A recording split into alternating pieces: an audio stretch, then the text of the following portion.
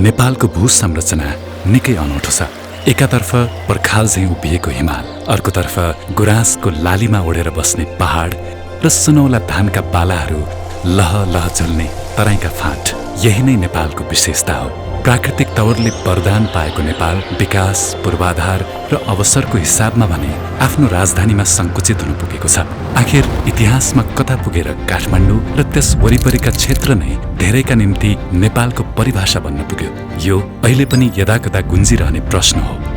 इतिहासदेखि नै नेपालको राजनीति, अर्थव्यवस्था र अस्तित्वमा बागमती प्रदेशको महत्त्वपूर्ण भूमिका रहेको छ। नेपालको कुल 3 करोड जनसङ्ख्यामा 54 लाख यही हुनुले यो कुरालाई थप पुष्टि गरेको छ र यहाँको अधिकांश जनसङ्ख्या काठमाडौँले नै थेकेको छ। 20,300 वर्ग किलोमिटर ओगटेको बागमती प्रदेश व्यापार व्यवसायदेखि लिएर पर्यटनतर्फ पनि उत्तिकै प्रभावशाली रहेको छ। बागमती प्रदेश एक्लैले नेपालको अर्थतन्त्रमा 36% भन्दा धेरै योगदान दिन्छ। शिक्षा र स्वास्थ्य जस्तो कुरामा पनि यही प्रदेश नै अगाडि छ। यसरी कुनै पनि एउटा ठाउँ सम्पूर्ण अवसर र सम्भावनाको केन्द्र हुनुमा इतिहासको पनि निकै ठूलो भूमिका रहन जान्छ। काठमाडौँ राजधानीका रूपमा इतिहासदेखि नै अर्थ, व्यापार र राजनीतिको केन्द्र हुँदै आएको छ। यसै ठाउँमा नै उद्योग र कल कारखानाहरूको पनि विकास भएका छन्। नेपालका विभिन्न ठाउँहरूबाट अवसरको खोजीमा विविध जात जाति र सम्प्रदायका मानिसहरू बसोबास गर्दछन्। अहिले काठमाडौँ र यहाँका ठाउँहरू विविध रङ मिश्रित क्यानभास बनिसकेका छन्। त्यस बावजुद पनि यहाँ एउटा सभ्यता छ जसले आफ्नो संस्कृति, रहन सहन र रीतिरिवाजलाई जोगाइराखेको छ।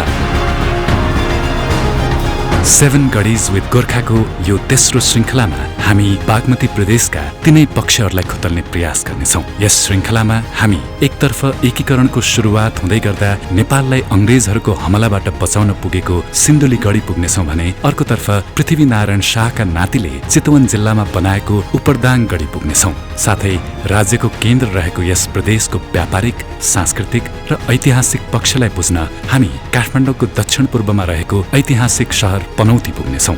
त्यसैले यो भिडियोलाई अन्तिमसम्म हेरिदिनुहोला।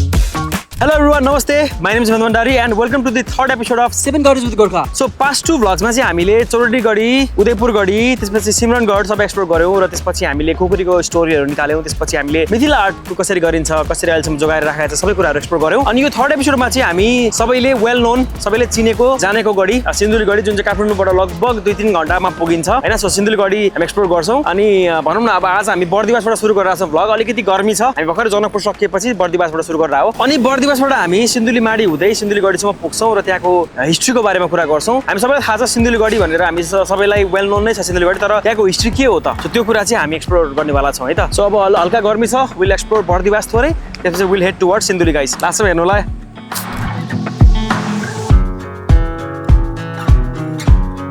महोत्तरी जिल्लामा पर्ने बर्दिवासले काठमाडौँलाई तराईसँग जोडेको छ। बीपी सडक खण्डबाट यात्रा गर्दा मध्य प्रदेशको पहिलो गन्तव्यका रूपमा बर्दिवास भेटिन्छ। बर्दिवास नगरपालिकाले करिब 315 वर्ग किलोमिटरको क्षेत्रफल ओगटेको छ। मैथिली संस्कृतिलाई अँगालेको सहर बर्दिवास महेन्द्र लोकमार्ग र बीपी लोकमार्गको जङ्सनमा पर्दछ। हामी बर्दिवास कट्नासाथ बागमती प्रदेश प्रवेश गर्छौं।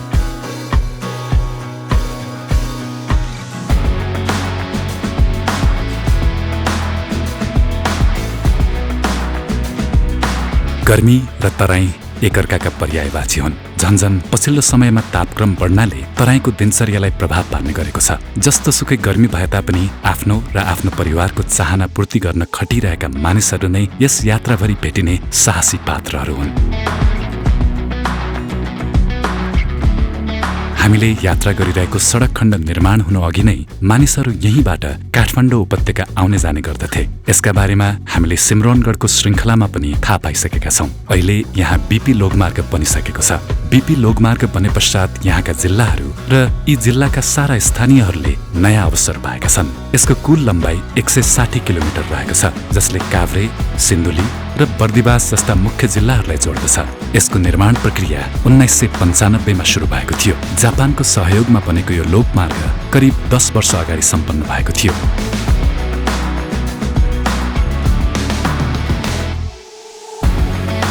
सिन्धुली बजारको रौनक नै बेग्लै रहेको थियो। कमलामाई नगरपालिकाभित्र रहेको सिन्धुली बजार जिल्लाकै मुख्य बजारका रूपमा रहेको छ। पूर्वाधार, व्यापार र यातायात जस्ता आधारभूत सुविधासँगै स्वास्थ्य र शिक्षाका लागि पनि यहाँ सुविधा रहेको छ। सिन्धुली जिल्लाले 2491 वर्ग किलोमिटरको क्षेत्रफल ओगटेको छ। सिन्धुली जिल्लाभरि हाराहारी 3 लाख मानिसहरू बसोबास गर्दछन्। यहाँका मानिसहरू मुख्यतया व्यवसाय, कृषि र पशुपालनमा संलग्न रहेका छन्। यस जिल्लालाई जुनारको जिल्ला पनि भनिन्छ। जाडोयाममा पाइने यो फलफूल यहाँबाट थुप्रै ठाउँहरूमा निर्यात गरिने गरिन्छ। जुनारको उत्पादनले धेरै घर परिवारहरूलाई आर्थिक स्तरोन्नतिमा टेवा पनि पुर्याएको छ।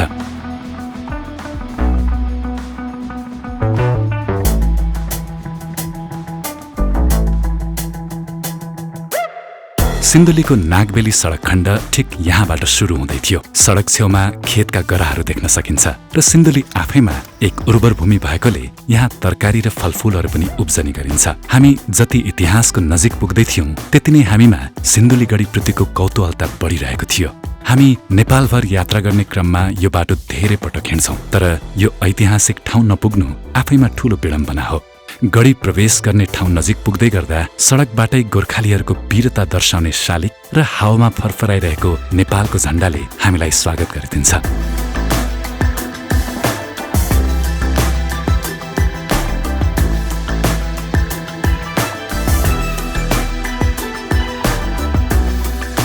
पहिले यो ठाउँलाई चाहिँ हाम्रो चाहिँ यो ठाउँ भने ढुङ्ग्रे भन्ज्याङ होइन, ढुङ्ग्रे भन्ज्याङको पुरानो नाम ढुङ्ग्रे भन्ज्याङ।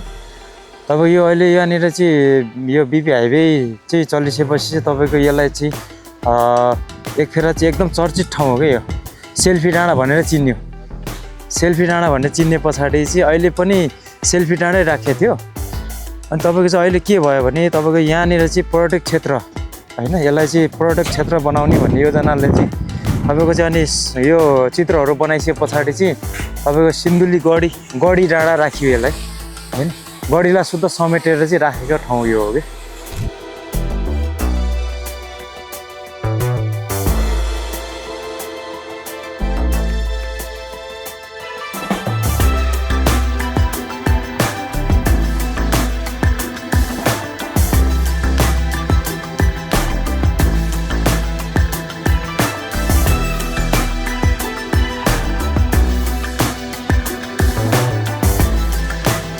नेपाली सेनाको पहलमा बनाइएको चित्रले यात्रुहरूको ध्यानाकर्षण गर्ने काम पक्कै पनि गरेको छ। यी शालिग र चित्रहरूले गर्दा थाहा नहुनेहरूले पनि सिन्धुली गढी र गोर्खालीहरूको वीरताबारे थाहा पाउनेछन्। यी चित्रकलाहरू निहाल्दै हामी गढी डाँडाबाट सिन्धुली गढी प्रवेशद्वारतर्फ लाग्छौं। त्यहाँ हामीलाई पृथ्वीनारायण शाहका दिव्य उपदेशहरूले स्वागत गर्दछ।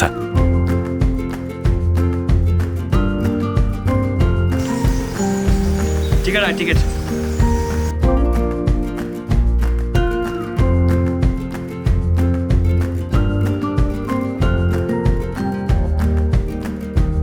बर्दिवासबाट हिँडेको लगभग 2 घण्टामा अहिले हामी छौँ सिन्धुली गढीमा। अनि मसँग हुनुहुन्छ यहाँको म्युजियमको इन्चार्ज वैकुण्ठ कुमार कार्की सर। हजुर होइन, अनि अब उहाँले नै हामीलाई यहाँको बारेमा इन्फर्मेसन्सहरू सेयर गरिदिनुहुन्छ होइन सर। इन्ट्रोडक्सन दिनुहोस् न। थ्याङ्क यू, नमस्ते। मेरो नाम वैकुण्ठ कुमार कार्की। म अहिले सिन्धुली गढी युद्ध सङ्ग्रहालयको इन्चार्ज। मेरो घर सिन्धुली विमान। यहाँ यस क्षेत्रमा कार्यक्षेत्रमा आएको चाहिँ म 1 वर्ष 2-3 महिना जति भयो। यही सिलसिलामा यो सिन्धुली गढी उच्च स्थानमा रहेको एक पर्यटकीय स्थल हो। हजुरहरू आउँदै गर्दा यहाँ प्रवेश गर्ने जुन गेट देख्नुभयो होला, त्यो गेटबाट हामी करिब 50 मिटर अघि बढिसकेपछि पार्किङ स्थल आइन्छ। पार्किङ स्थल आएपछि पार्किङै भन्दा मुनि रहेको एउटा सिद्ध बाबाको प्रसिद्ध मन्दिर पनि छ। त्यो परापूर्व कालदेखि नै रहेको मन्दिर हो। त्यहाँबाट लगभग 100 मिटर अगाडि बढेपछि म्युजियम आउँछ। अहिले चाहिँ हामी यो सानो गढी युद्ध किल्लामा छौँ। सिन्धुली गढी तत्कालीन 2224 राज्यको मकवानपुर राज्यभित्र पर्दथ्यो। मकवानपुर राज्यलाई मध्यकालीन नेपालको समयमा सेन राजाहरूले शासन गरिरहेका थिए। पाल्पाका राजा मुकुन्द सेनका कान्छा छोरा लोहाङ सेनले मकवानपुरलाई भिन्न राज्यका रूपमा खडा गरे। पछि यही मकवानपुरबाट छुट्टिएर नै चौदण्डी राज्य बनेको थियो। यसको इतिहासको थप विश्लेषण हामीले चौदण्डी राज्यको श्रृङ्खलामा गरिसकेका छौँ।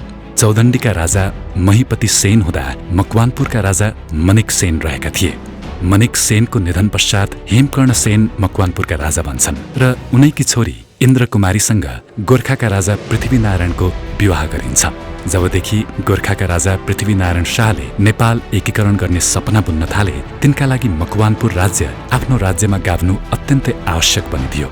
मकवानपुर राज्यमाथि विजय प्राप्त गरिसकेपछि उनलाई नेपाल मण्डल हत्याउने प्रभावकारी रणनीति फेला पर्छ। आफ्ना ससुरा हेमकर्ण सेनको मृत्यु पश्चात दिग्बन्धन सेनको पालामा सन् 1762 पृथ्वीनारायण शाहले मकवानपुरलाई गोर्खाको अधीनमा पार्छन्। मकवानपुर जस्तो शक्तिशाली राज्यलाई आफ्नो बनाइसकेपछि अब पालो आउँछ नेपाल मण्डलको। त्यतिखेर मल्ल राजाहरूले शासन गरिरहेको नेपाल मण्डल निकै नै शक्तिशाली हुन्छ। नेपाल मण्डल अर्थात् काठमाडौँलाई हराउने रणनीति स्वरूप पृथ्वीनारायण शाहले व्यापारिक नाकाहरू बन्द गरिदिन्छन्। नेपाल मण्डलका राजा र रैतीहरूमाथि आर्थिक दबाव सिर्जना गरी काठमाडौँ हत्याउने उनको योजना हुन्छ। काठमाडौँ त्यतिखेर व्यापारिक केन्द्र पनि रहेको थियो। यो कुराबाट आजित भएर कान्तिपुरका राजा जयप्रकाश मल्ल बंगालमा पत्र पठाई इस्ट इन्डिया कम्पनीसँग सहायता माग्छन्। इस्ट इन्डिया कम्पनी जयप्रकाश मल्ललाई सहायता गर्न तयार हुन्छन्। यदि गोर्खालीहरूले काठमाडौँ जस्तो राज्य हत्याए भने यसले केवल काठमाडौँलाई मात्र होइन, भारत हुँदै तिब्बततर्फ हुने व्यापारलाई पनि हानि पुर्याउने खतरा हुन सक्थ्यो। त्यसैले तत्कालीन बंगालका गभर्नर ह्यारी वेरलसले क्याप्टेन किनलकको साथ 2000 भन्दा धेरै सैनिकहरूलाई काठमाडौँतर्फ पठाउँछन्। यो एकीकरण अभियानले ठूलो रूप लिनु अगाडि नै आइपरेको काँडा थियो। यदि यो काँडालाई पृथ्वीनारायण शाह र उनका सैनिकहरूले हटाउन सक्दैनथे भने सायद आज नेपालको नक्सा नै के हुन्थ्यो भन्न सकिँदैन।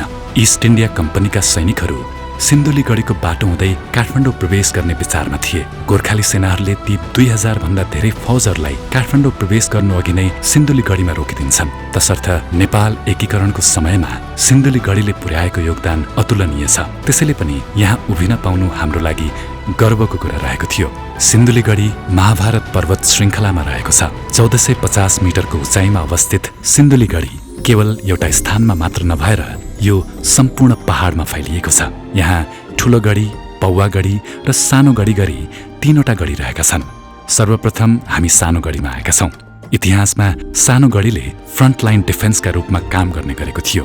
बन्दुकको नाल छिराएर शत्रुहरूमाथि प्रहार गर्न बनाइएका पर्खाल अझै पनि यहाँ देख्न सकिन्छ। युद्धका क्रममा समग्र सिन्धुलीगढीका 3वटा स्थानमा सैनिकहरू तैनात गरिएको थियो। काजी श्री हर्षपन्त, काजी वंशराज पाण्डे, वंशु गुरुङ र वीरभद्र उपाध्याय जस्ता वीर योद्धाहरू यस युद्धमा खटिएका हुन्छन्। यो पहाडको 3वटै गढीमा गोर्खाली सेनाहरू तैनात हुन्छन्।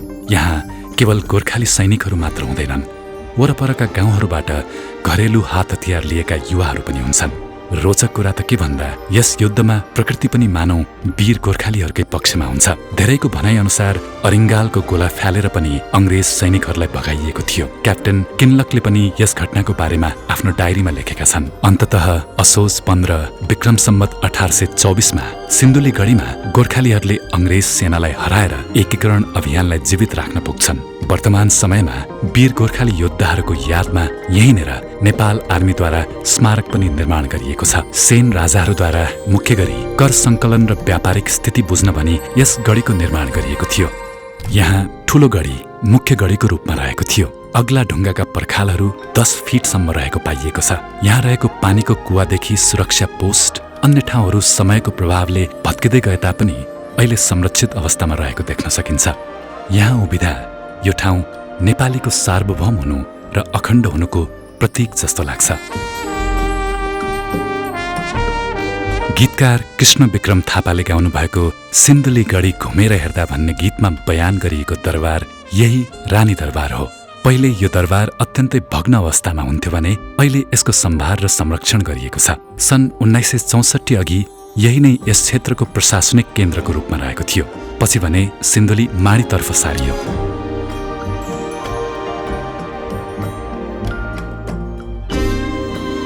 यहाँ आएर सिन्धुलीगढीसँगै गोर्खालीहरूको वीरताबारे थाहा पाउनु हाम्रा निम्ति सौभाग्यको कुरा हो। आधुनिक हतियार बोकेका अंग्रेज सेनाहरूसँग घरेलु हात हतियार लिएर युद्ध गरेका गोर्खाली सेनाहरूको कारणले नै आज हामीले आफैलाई नेपाली भन्न पाएका छौँ।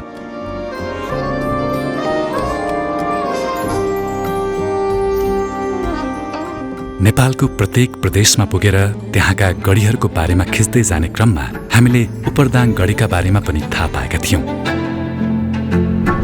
उपरदाङ गढी चितवन जिल्लाको इच्छाकामना गाउँपालिकामा अवस्थित छ। चितवन जिल्लाको उत्तरी पहाडी भेगमा यो गढी समुद्री सतहबाट 1275 मिटर माथि रहेको छ। चितवन उपत्यकामाथि उपरदाङ गढीले इतिहासकालमा निगरानी राख्दै सुरक्षा दिने काम गरेको थियो। उपरदाङ गढी 18औं शताब्दीतिर निर्माण गरिएको भन्ने अनुमान रहेको छ। उपरदाङ गढीले सन् 1961 सम्म चितवन जिल्लाको सदरमुकामको भूमिका निर्वाह गरेको थियो। यसरी उक्त गढी सदरमुकाम हुनुमा यसको ऐतिहासिक महत्त्व पनि झल्किने गरेको छ। त्यसपछि मात्र त्यहाँबाट सदरमुकाम सरेर भरतपुर पुगेको थियो। माटो, चुना र मासको दाल प्रयोग गरी यहाँको पर्खालको निर्माण गरिएको थियो। यो प्रक्रिया यति धेरै दिगो साबित हुन गयो कि आज पनि यसको अवशेष यहाँ भेटिने गरेको छ। पृथ्वीनारायण शाहका नातिका रूपमा रहेका शत्रुभञ्जन शाहद्वारा उपरदाङ गढीको निर्माण गरिएको थियो। गढीको संरचना हेर्दा 9वटा कुना देख्न सकिन्छ, जसबाट तोप हान्न सकियोस्। अग्लो पर्खाल र पर्खालको ठिक तल पानी भर्न मिल्ने खाई रहेको छ। यहाँ रहेको कोतघरलाई संग्रहालयका रूपमा परिवर्तन गर्ने पहल अत्यन्तै सकारात्मक देखिन्छ। उपरदाङ गढीले पनि नेपालीको वीरता, वास्तुकौशलता र इतिहासलाई प्रतिनिधित्व गरेको छ। उपरदाङ गढीलाई ऐतिहासिक साथै पर्यटकीय स्थलका रूपमा स्थापना गरेपछि यहाँका स्थानीयका लागि नयाँ अवसर खुलेको छ। यहाँ केही परिवारहरूले होमस्टे सञ्चालन गर्दै आएका छन्। इतिहास र तिनका अवशेष आफैमा एउटा अवसर हो भन्ने कुराको यो राम्रो उदाहरण पनि हो। नमस्कार, मेरो नाम तेजबहादुर गुरुङ। यो होमस्टे चलाएको अब 15 वर्ष जति भयो होला। होमस्टे नै अब सञ्चालन गरेर मान्छे जति बुढा त्यति आउने हो आउँछ है। तर अहिले धेरै भएर फारेर आएछन् त्यति नभए बढी आएको राम्रो। यहाँबाट तलतिर भरतपुर नागा सबै देखिन्छ, हिमाल देखिन्छ। यतापट्टि माछापुच्छ्रे, मनसोली त्यो हिमाल देखिन्छ। उपरदाङ गढीमा हामीलाई सहयोग गर्नुहुनेलाई हामीले सम्मान स्वरूप मायाको चिनो दियौं। आशा छ आउँदा दिनमा यस गढीले अझै मानिसहरूको ध्यान आकर्षण गर्नेछ।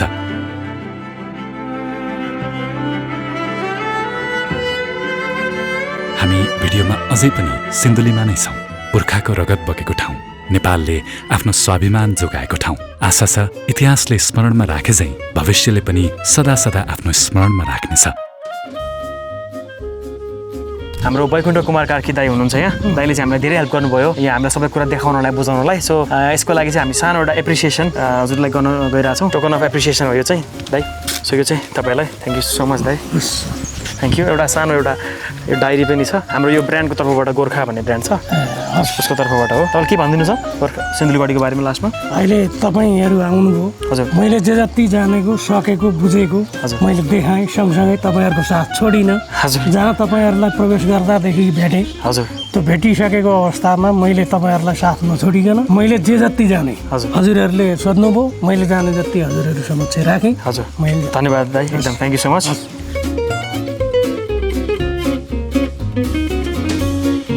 एज यु अल नो हामीले भर्खरै हाम्रो वैकुण्ठ दाइलाई एप्रिसिएट गरिसक्यौँ। अनि अब चाहिँ हामी we are heading towards Kathmandu. अनि हामी काठमाडौँ नगइकन काठमाडौँको आउटस्कर्ट्समा रहेको पनौतीसम्म जाँदैछौँ। अनि पनौती चाहिँ मेडिभल हिस्ट्रीको एउटा इम्पोर्टेन्ट ट्रेड हब थियो। अनि त्यो ठाउँ चाहिँ त्यति मजाले एक्सप्लोर नभएको कारणले हामीले चाहिँ डिसाइड गऱ्यौँ कि we are following the ancient trade route and let's find the interesting stories about Panauti guys. Let's go.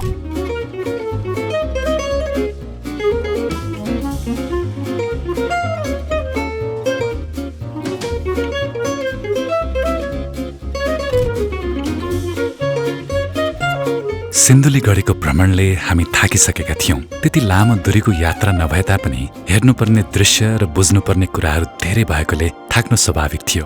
नागबेली सडक खण्ड र पुछारमा बगिरहेको सुनकोशी नदी पछ्याउँदै हामी यात्रा गरिरहेका हुन्छौं। यात्रुहरूका लागि मूलकोटतर्फ जाँदै गर्दाको आकर्षण दिवारभरि ऐना झुन्ड्याइएको सेती देवीको मन्दिर बन्न पुगेको छ।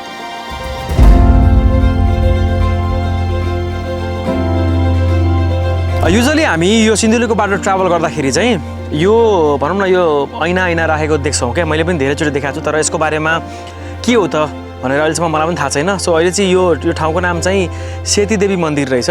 सो यसको भनौँ न यो चाहिँ अन द वे हामी खुरकोटमा खाना खाइसकेपछि अहिले मूलकोटतिर अगाडि बढिरहेको छौँ। लगभग 15-20 मिनटमा यो मन्दिर आइपुगिन्छ। जहाँ सेती देवीको मन्दिर रहेको छ। यो ठाउँलाई रेट्ठेभिर भनिन्छ। सडक निर्माण भएसँगै यहाँ थुप्रै दुर्घटना हुने गर्दथ्यो। भक्तजनहरूले आफ्नो रक्षा र इच्छा पूरा हुने कामना स्वरूप यहाँ ऐना चढाउन सुरु गरेका थिए। यहाँका ऐना एउटा दृष्टिकोणबाट हेर्दा दुर्घटनाप्रतिको सजगता बढाउने बिम्ब बनिदिएको छ।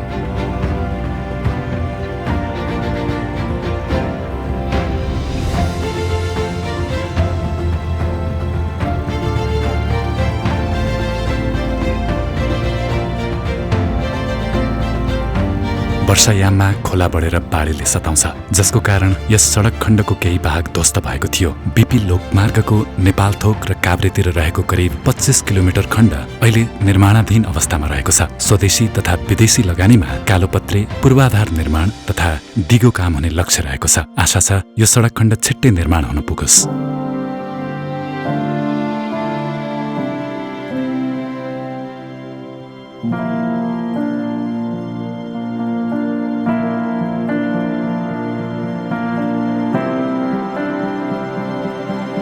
यात्राको थकान मेटाउन हामीले चिया ब्रेक लिएका थियौं। तराईको गर्मीबाट आएका हामीलाई पहाडको शीतलताले राहत दिलाएको थियो। दूरीका हिसाबले काठमाडौँ र सिन्धुली त्यति टाढा होइन, तर हाम्रो काम नै त्यस्तो छ कि हतार गरेर हुँदैन। समय जति लागे पनि हामी चाहन्छौँ कि हाम्रो इतिहास, कथा र सम्पदाले पर्याप्त समय पाओस्।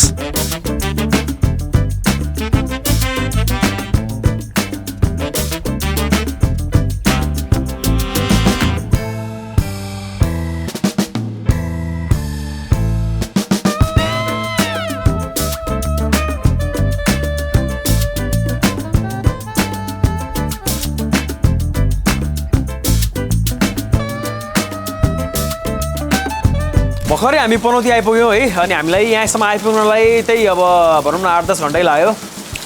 अनि आज हामीलाई यहाँ पानीले स्वागत गर्यो है। रेनफल भइरहेछ यहाँ। अनि अब त्यस्तो मजाले अब यहाँ एक्सप्लोर चाहिँ हामी भोलि गर्छौँ। यहाँ पनौती बजार र पनौतीको पुरानो हाम्रो हिस्ट्री के छ, पनौतीको बारेमा सबै कुराहरू भोलि बिहान हामी एक्सप्लोर गर्छौँ। सो अब इट्स रेनिङ, केही खाएर हामी सुत्ने हो। See you in the morning. ल पनौती सिउ। हाम्रो बर्दिवासबाट सुरु भएको यात्रा पनौतीमा आएर टुङ्गिएको थियो। राजधानी यति विघ्न नजिक रहे तापनि पनौती आफैमा छुट्टै रहस्य बोकेको सहर चाहिँ लाग्छ। तिनै रहस्यहरूको उद्घाटन गर्न हामी निकै आतुर रहेका छौँ।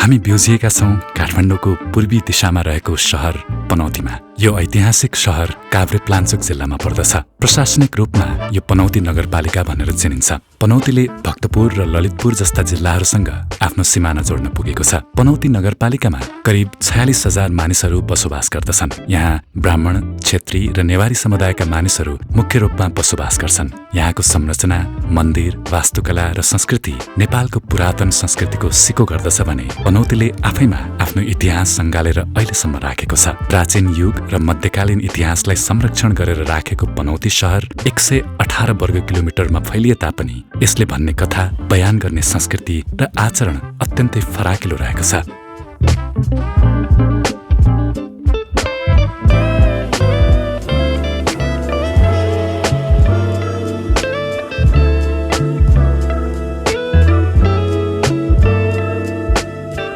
हामी हिजो आएर पनौती बस्यौँ। अनि पनौती आज एक्सप्लोर गर्नको लागि चाहिँ हामीसँग हुनुहुन्छ अङ्कल तोयु काजी ताम्राकर अङ्कल हुनुहुन्छ। अङ्कल अलिकति भनिदिनुहोस् न आफ्नो बारेमा। अब मेरो जन्मस्थान यही हो। मेरो नाम सरले नै भनिहाल्नु हो, तोयु काजी ताम्राकार। आफ्नो पेसाको हसमा चाहिँ छोटो भन्दाखेरि चाहिँ मैले शिक्षण पेसा हजुर अपनाएको थिएँ र अहिले म घरमै लेखपढमा नै छु। हजुर अब हामी अब पनौती आएको छौँ होइन अङ्कल। अब पनौती आइसकेपछि चाहिँ अब हामीले अरू पनि धेरै मिडियम सोर्सेसहरू भयो सुन्दाखेरि बुझ्दाखेरि चाहिँ तपाईँको इन्टरभ्यूहरू हामीले पायौँ होइन। त्यही भएर अब तपाईँलाई नै लिएर हामीले पनौती एक्सप्लोर गरौँ भनेर प्लान गरिरहेको छौँ। अब आज हामी के गरिरहेछौँ, अब यो अहिले यहाँबाट हामी बोलिरहेछौँ, यसको महत्त्व के छ, कस्तो छ? अब यो पनौतीकोमा तपाईँहरू आउनु जुन भएको छ त्यसको लागि सबैभन्दा पहिले हामी स्वागत गर्दछौँ। म स्वागत गर्दछु, तपाईँलाई धन्यवाद छ यहाँ आउनुभयो। अब पनौतीको बारेमा महत्त्व तपाईँहरूले दर्शाउनुहुन्छ भन्ने मलाई पनि लागेको छ र त्यस बखतमा यो अवसरमा मैले आफूले जानेको कुरा केही तपाईँहरूलाई सेयर गर्न चाहन्छु। र यहाँ जुन हामी ठाउँमा उभिरहेका छौँ यो मानेश्वरी मन्दिर हो। हजुर हेर्दाखेरि यो यिनी ढुङ्गाको रूपमा छन् तर धेरै शक्तिशाली हुनुहुन्छ उहाँ। यो पनौतीको यो टोलवासी सबैको रक्षा उहाँले गर्नुहुन्छ र देशवासीको रक्षा पनि गर्नुहुन्छ। यसरी देशवासीको रक्षा गर्नको लागि तान्त्रिक विधिबाट पनौतीमा 4 दिशामा 4वटा चाहिँ नारी महिला भगवान् भगवतीहरू स्थापना गरेकाहरू मध्ये उहाँ एक हो। र कसैलाई बिदाई गर्नु पर्दाखेरि यहाँबाट नमस्कार गरेर जे वर मागेर जानुहुन्छ, जे इच्छा गरेर जानुहुन्छ त्यो पुरा गर्नुहुन्छ भन्ने विश्वास छ। र आउँदा पनि उहाँले चाहिँ जे इच्छा गरेर आउनुहुन्छ, मैले यो इच्छा राखेर आएँ भनेपछि पुरा गर्नुहुन्छ भन्ने विश्वास छ। काठमाडौँ उपत्यकाबाट अथवा उत्तर दिशाबाट कोही आउनुहुन्छ भने यिनको मानेश्वरीको दर्शन भएन भने त्यो अपुरो हुन्छ। त्यही भएर हामी पनि स्टार्टिङ हाम्रो पनौतीको सुरु चाहिँ यहाँबाट तपाईँहरूको इच्छाहरू पनि पुरा हुन्छ र उद्देश्यहरू पनि पुरा हुन्छ भन्ने अब विश्वास गरौँ। हुन्छ अङ्कल, अब हामी अगाडि जाउँ, बढौँ। हस्।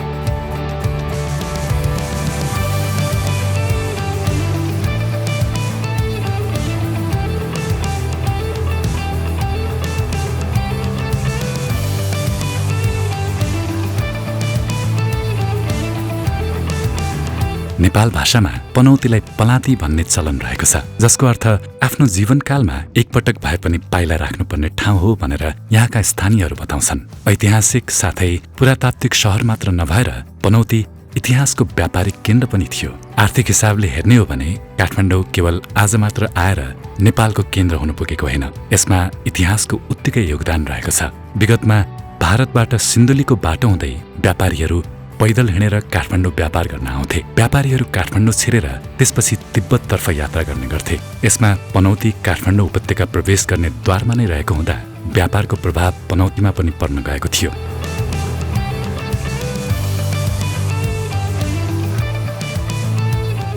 पनौतीको प्राचीन सम्पदाहरूमध्ये यो भद्रकालीको मन्दिर पनि पुरानो मध्येमा पर्छ, यो नयाँ होइन।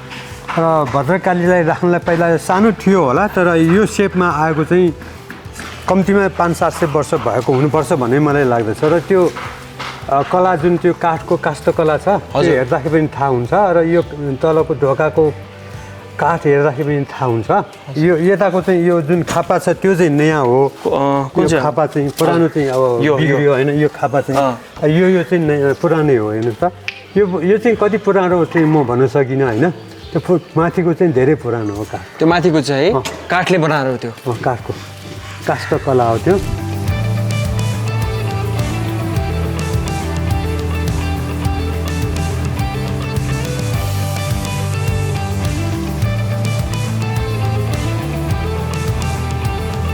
चरुखुट्टे पार्टीको सेन्टरमा आइसकेका छौँ र यसको उत्तरपट्टि साइडमा ब्रह्मयानीको प्राचीन मन्दिर छ। यो स्मारकमा समावेश भएको मन्दिर हो र यहाँभित्र ब्रह्मयानीको मूर्ति राखिन्छ र जुन मूर्ति पनौतीको वार्षिक जात्रा हुँदाखेरि प्रमुख मूर्तिको रूपमा यसलाई जात्रा हुन्छ र सबैभन्दा पहिला लानुपर्ने नै ब्रह्मयानीको मूर्ति हामीले तल घाटमा लान्छौँ।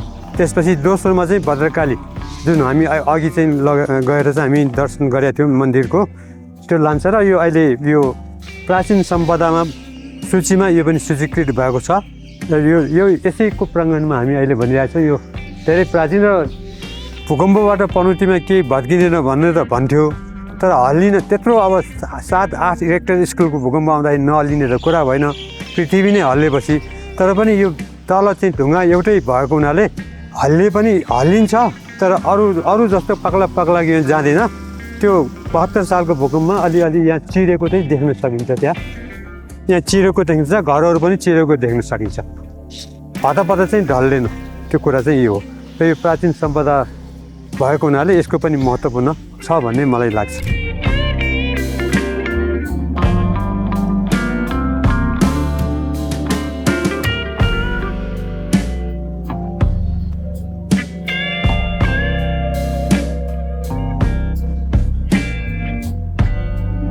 मुसलमानी फौज चाहिँ सिमरौनगढमा आउँदाखेरि चाहिँ तिनीहरूको फौजसँग युद्ध गर्न नसकेर राजा हरिसिंहदेव सिमरौनगढका राजा हरिसिंहदेव चाहिँ भागेर यो तराईबाट यो डाँडापारीको बाटो भएर उक्लेर यतै छोटो पर्छ, यतैबाट आउँदाखेरि चाहिँ एउटा डाँडो उक्लेर तल झरिसकेपछि यहाँ पुग्छ। त्यसैले चाहिँ हाम्रो यहाँका पहिला उनीहरू आउँदाखेरि चाहिँ पनौतीमा बास बसेर गएको भन्ने इतिहास छ। त्यो के भन्दाखेरि चाहिँ हाम्रो बुढापाकाहरूले पनि के भनिन्छ भने सिमाङ्गलबाट भागेको राजा डुमाङ्गलमा आएर बस्यो भनेर भनिन्छ।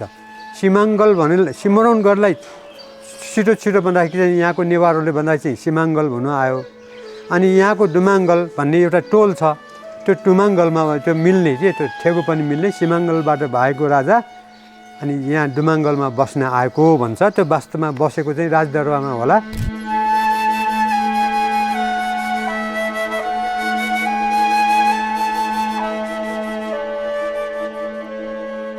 पनौती शहरको स्थापना 12देखि 13औं शताब्दीतिर राजा आनन्द मल्लद्वारा भएको थियो। यो शहरको मुटुमा यहाँको पुरानो राजदरबार रहेको छ।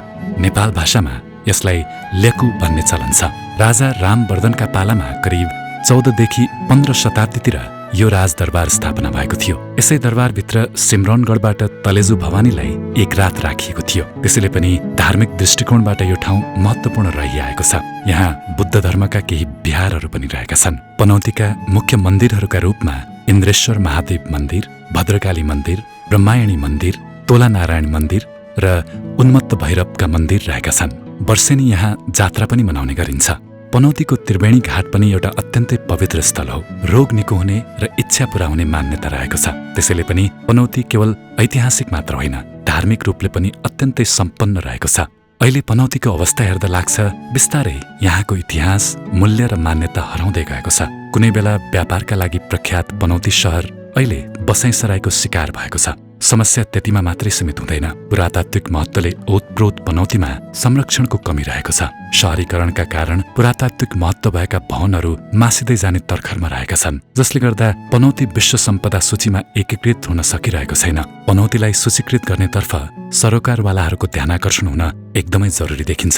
यहाँका प्रत्येक गल्ली, चौक र मठ मन्दिरहरूमा त्यो समय भेटिन्छ जुन धेरैका लागि रहस्य हो।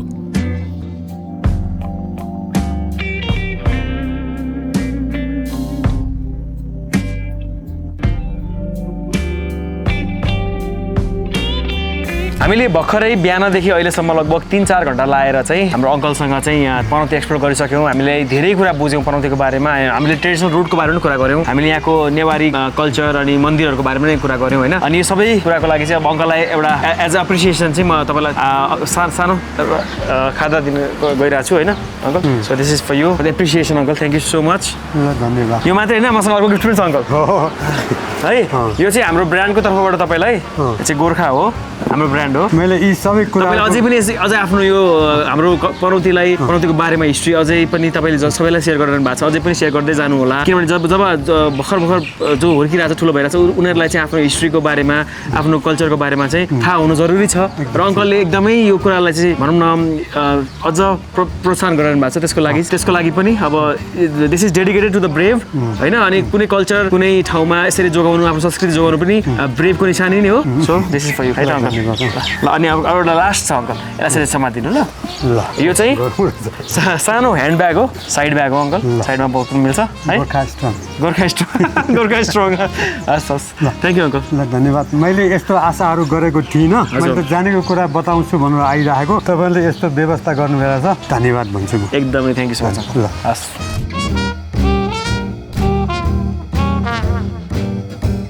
जोगिएर बस्नु आफैमा साहसको कुरा हो। नेवारी सभ्यता, जीवनशैली र वास्तुकलाले नेपालको चिनारी बोकेको छ। त्यही साहस, लगनशीलता र आफ्नो संस्कृतिप्रतिको प्रेमलाई प्रतिनिधित्व गर्नुले तोयु काजी ताम्राकारलाई हामीले सम्मान गर्यौं। त्यसैले यो श्रृङ्खला समर्पित छ आधुनिक समयमा पनि जोगिएर बसेका ती तमाम सभ्यताहरूप्रति र तिनको साहसप्रति।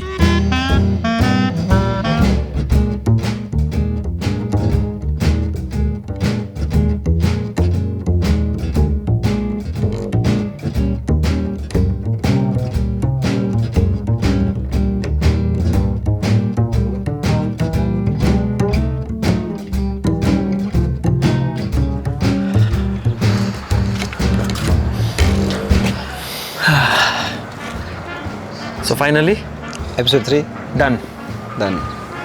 हाउ यु फिलिङ दाइ अलिकति वेल एजुकेटेड जस्तो फिल भइरहेको छ अहिले क्या यत्रो पढेर अहिलेसम्म यहाँसम्म पुगेँ लाइफमा होइन जस्तो जति पनि नलेज छ तर नेपालको हिस्ट्रीको बारेमा चाहिँ त्यति धेरै नलेज थिएन क्या भनौँ न विथ हेल्प अफ गोर्खा अनि यो जुन एपिसोड हामीले बनाइरहेको छौँ होइन this is going to be one of the historical content जस्तो लाग्छ क्या मलाई चाहिँ यो आजको लागि होइन it will be for ever जस्तो लाग्छ यो कन्टेन्ट जुन इन्फर्मेसन हामीले पास अन गरिरहेको छौँ सो या तिमीलाई कस्तो लागिरहेको छ trip let's have a beer and talk about it sure ल फोडिदिउँ है त ल 3 2 1 ल चियर्स Cheers.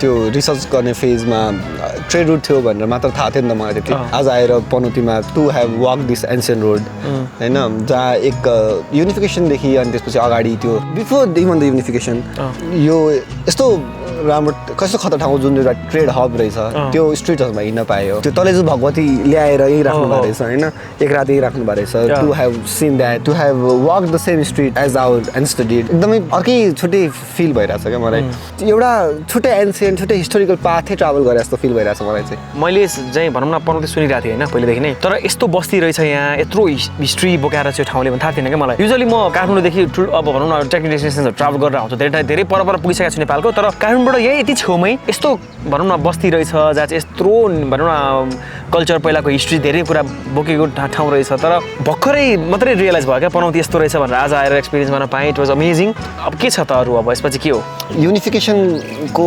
धेरै कुराहरू चाहिँ नेक्स्ट एपिसोडमा प्रोबेबली मजाले एक्सप्लोर गर्छ मलाई भन्ने a lot of more episodes more goddess to explore होइन त अब I think we have to end our vlog अनि enjoying the view to be able to end the vlog with this view is also amazing see you in the, I think end of the content la see you in the next episode guys cheers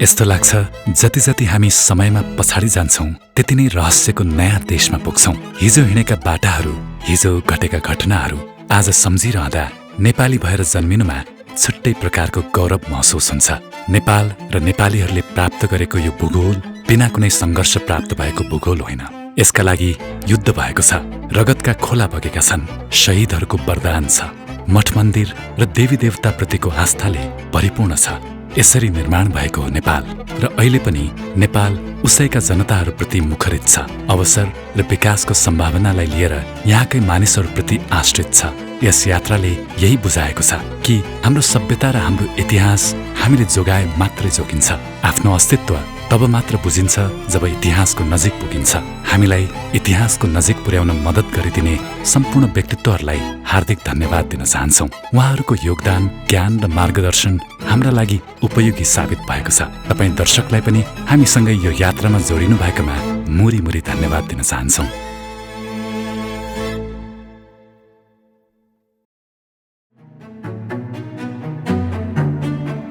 अब चौथो श्रृङ्खलामा भने हामी नेपाल एकीकरणको बीजारोपण भएको ठाउँ गोर्खा राज्यको बिन्दु जहाँबाट शाह वंशको सुरुवात भएको थियो त्यहाँ पुग्दैछौँ त्यो ठाउँ हो गण्डकी प्रदेशमा रहेको लिगलिग कोट यो जैनिगिरी दरबार शाहको जैनी भान्सा कोठा हो रे पटमारा धिरा पृथ्वी शाहको नामबाट पृथ्वी सङ्ग्रहालय भनेर चाहिँ सङ्ग्रहालय सुरुवात भएको थियो हामी लिगलिग कोटपछि दुबुङ पनि जानेछौँ दुबुङ जाने हाम्रो मुख्य उद्देश्य भने मगर समुदाय र अहिले फस्टाउँदै गइरहेको पर्यटकीय अवस्थाबारे बुझ्न भनेर पनि हो अनि चाहिँ फिलाहरू यसरी काटेर उछिटेको चौतार हो तिनीहरू यो पाट त हामीले मगर भाषामा फ्याक्सी भन्छ के रे त्यसका लागि तपाईहरूले चौथो श्रृङ्खलाको प्रतीक्षा गर्नै पर्ने हुन्छ त्यतिन्जेलसम्मका लागि बिदा दिनुहोला